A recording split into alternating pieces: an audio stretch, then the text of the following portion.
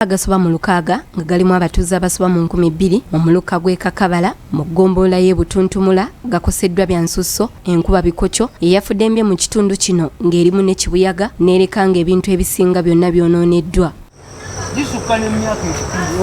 Bwe tutuukidde ku byalo okuli Nnaalongo, Yandwe, Kyamuyinula, Ndibulungi n'ebirala mu muluka gw'e Kakabala ng'abatuuze basobeddwa eka ne mu kibira era ennimiro zaabwe okuli n'ensuku z'ebitooke, emisiri gya muwogo n'ebintu ebirala byonna nga biri ku ttaka.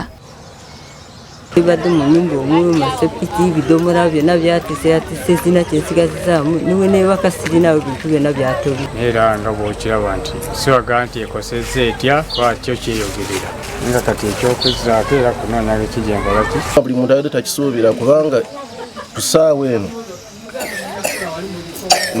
kyembadde nsaba buyambi tuzaawo eno lumu endala kubanga n'abatwera bakoseddwa era namuddwaliro yandise amaana okummanja. Gavumenti etuyambe tudduukirire tuli bubi enkuba etukubye ebitooke bigudde amayumba gagudde abaana ffe bakubiddwa buloka zibakubye kati tuli bubi.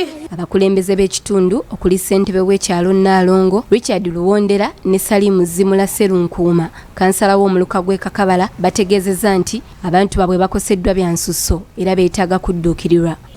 Minisita ow'ebigwa bitalaze atuyambe kubanga ekyamazima Nnaalongo tubadde tetuli bulungi nnyo naye ate tubadde tetutera kusabiriza naye ku mulundi guno tuli bubi embuyaga etuyisizza bubi nnyo. N'abakulembeze baffe kuva ku bamemba ba paalamenti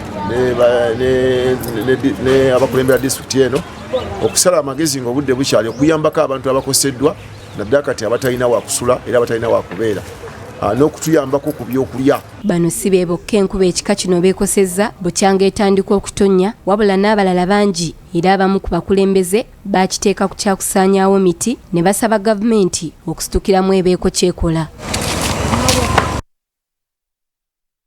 Katufundiikire wano Gambuuza Kawungeezi ka leero.